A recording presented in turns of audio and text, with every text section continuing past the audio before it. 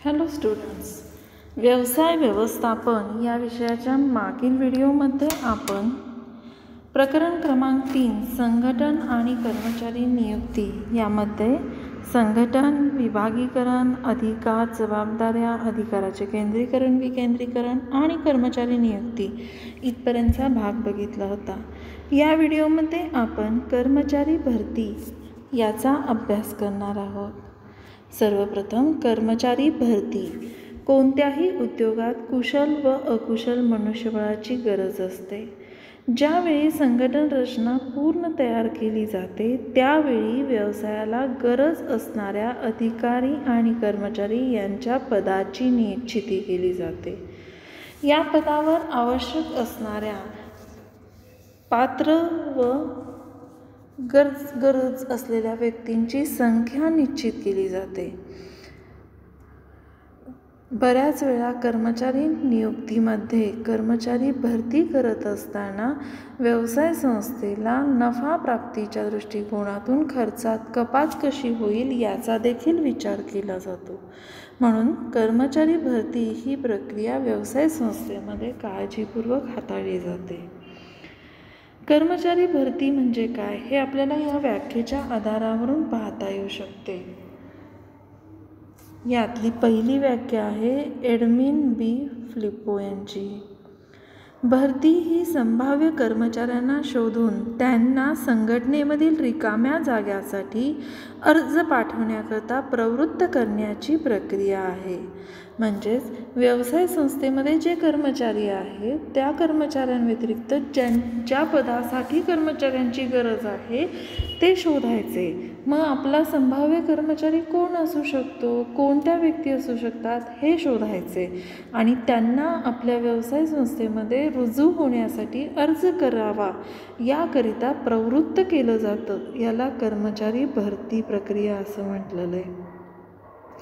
दुसरी व्याख्या आहे वार्थर आणि डेव्हिस यांची। कार्यक्षम व पात्र व्यक्तींना शोधून त्यांना संघटनेतील रिकाम्या जागांकडे आकर्षित करण्याची प्रक्रिया म्हणजे भरती होय। व्यवसाय संस्थेतील जे कर्मचारी पात्र आहेत, कार्यक्षम आहेत त्यांना शोधायचे आणि व्यवसाय संस्थेच्या ज्या रिकाम्या जागा आहेत त्यांच्याकडे त्यांना आकर्षित करून घ्यायचे, यालाच कर्मचारी भरती प्रक्रिया असं म्हटलं गेलेलं आहे। म्हणजेच आपल्याला म्हणता येऊ शकतं कर्मचारी भरती म्हणजे संघटनेतील रिकाम्या पदावर योग्य व्यक्तींची निवड करणे होय। कर्मचाऱ्यांच्या भरतीचे मार्ग किंवा पद्धती कोणत्या आहेत? पहा, कर्मचाऱ्यांची भरती करण्याचे 2 मार्ग असतात। एक आहे अंतर्गत मार्ग आणि दुसरा आहे बाह्यगत मार्ग। या दोन्हीही पद्धतीचा किंवा या दोन्हीही साधनांचा आपल्याला येथे अभ्यास करायचा आहे। सगळ्यात पहिल्यांदा पाहूया अंतर्गत मार्ग। आता अंतर्गत मार्ग म्हणजे काय की काही वेळेला व्यवसायात आवश्यक मनुष्यबळ हे उपलब्ध असतं, किंबहुना व्यवसायाला आवश्यक असणारे कर्मचारी व्यवसायातच उपलब्ध असतात, ते कर्मचाऱ्यांमधूनच भरले जातात। त्यावेळेस त्याला कर्मचारी भरतीचे अंतर्गत मार्ग असे म्हटले जातात। कर्मचारी भरतीचे अंतर्गत मार्गाचा ज्यावेळेस विचार कराल त्यावेळेस व्यवसाय संस्थेमध्ये आधीपासूनच कामाला असणाराच कर्मचारी हा दुसऱ्या रिक्त पदासाठी ज्यावेळेस भरून घेतला जातो त्यावेळेस अंतर्गत मार्गाचा वापर केला असे म्हटले जाईल। आता हे अंतर्गत मार्ग 3 पद्धतीने वापरता येऊ शकतात। एक आहे बढती, दुसरी आहे बदली आणि तिसरी आहे पदावनती। बढती म्हणजे काय? सर्वात सोपा आणि सर्वात लोकप्रिय असा हा प्रकार आहे। व्यवसायात कार्यरत असणाऱ्या कर्मचाऱ्यांमधूनच योग्य, पात्र आणि लायक कर्मचाऱ्यांना बढती देऊन वरिष्ठ पदावर नियुक्त केले जाते। त्यावेळेस त्याला बढती झाली असे म्हटले जाते। ही सर्वसामान्यपणे प्रत्येक व्यवसायामध्ये वापरली जाणारी पद्धत आहे। व्यवसाय संस्थेचं वातावरण निकोप स्वरूपाचं चांगलं राहावं यासाठी या पद्धतीचा वापर हा व्यवसाय संस्थेमध्ये करताना दिसून येतो। दुसरी पद्धत आहे बदली। काही वेळेला दुसऱ्या ठिकाणी इतरत्र भौगोलिक ठिकाणी व्यवसाय संस्थेचा विस्तार होत असेल तर व्यवसाय संस्थेच्या कर्मचाऱ्यांची बदली करणे हा एक पर्याय व्यवसाय संस्था स्वीकारत असते. बऱ्याच वेळा एका विभागातून दुसऱ्या विभागात, एका ठिकाणाहून दुसऱ्या ठिकाणात कर्मचाऱ्यांना पाठविले जाते, म्हणजेच त्यांची बदली केली जाते.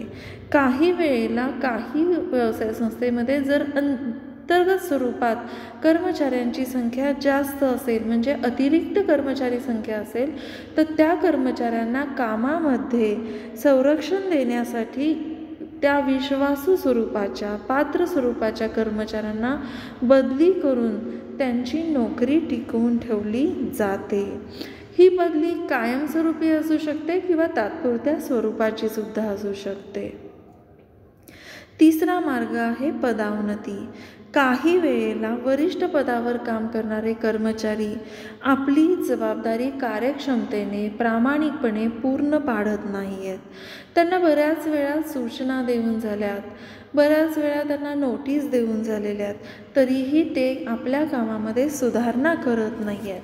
मग अशा कर्मचाऱ्यांना कामावरून कमी करण्यापेक्षा त्यांना त्यांच्या कामामध्ये पदोन्नती दिली जाते.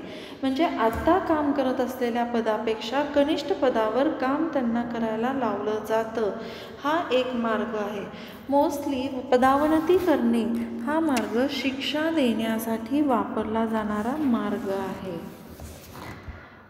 आता अंतर्गत मार्गाचे फायदे काय काय होतात?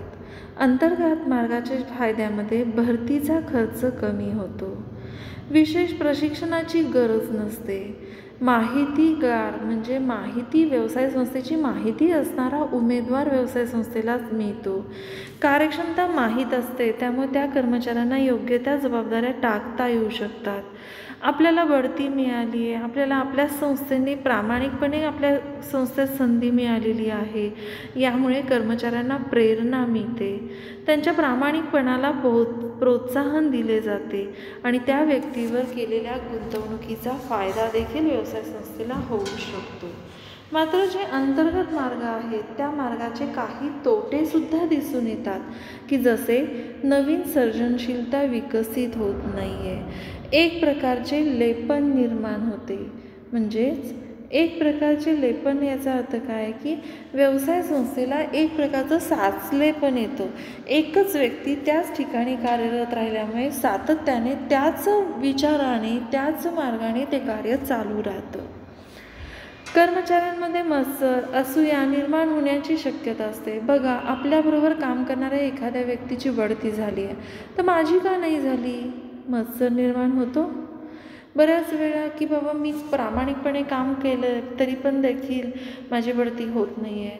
एखाद्या व्यक्तीची पदोन्नती झाली तर मग पदोन्नती का केली?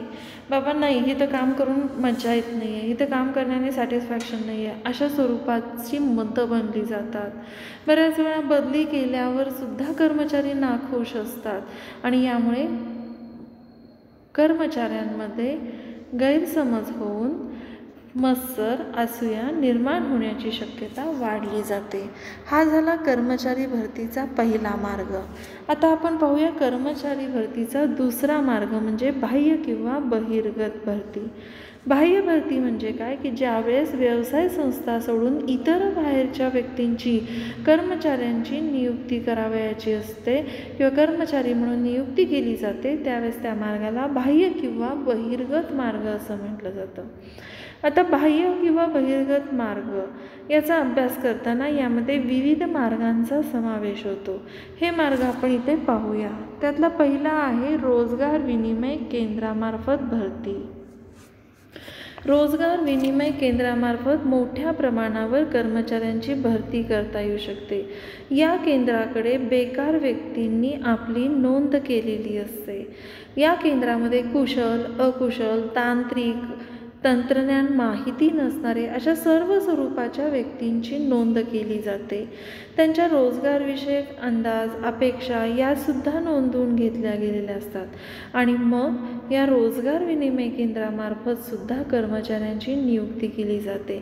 व्यवसाय संस्था अशा रोजगार विनिमय केंद्राकडे आपल्या गरजा, आपल्या अपेक्षा, कर्मचाऱ्यांची मागणी, पुरवठा यांचा सांगड घालून रोजगार विनिमय केंद्र त्या व्यवसाय संस्थेला कर्मचारी कर्मचारी पुरवीत राहतात.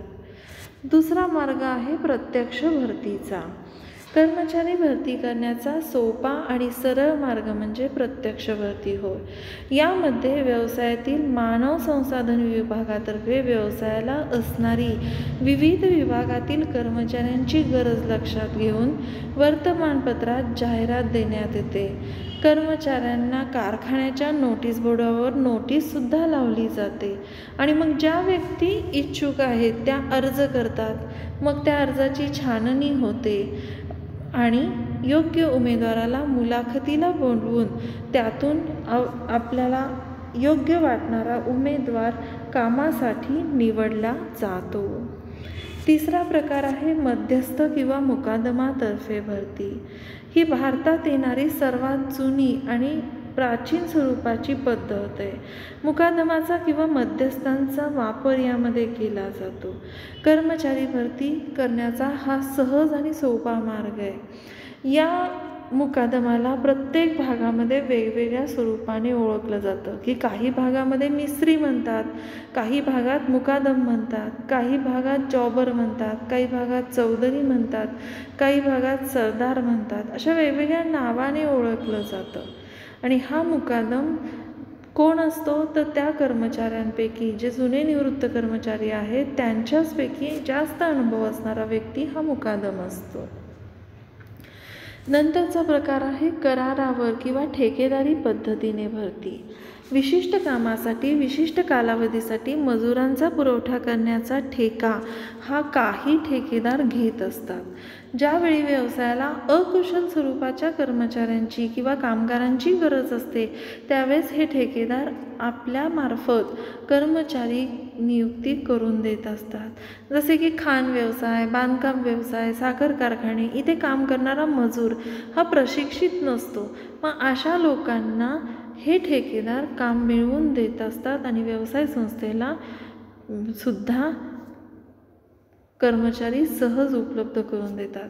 पण या पद्धतीचा एक परिणाम असा असतो की ठेकेदार मोठ्या प्रमाणावर अमाऊंट ही व्यवसाय संस्थेकडनं स्वीकारतात.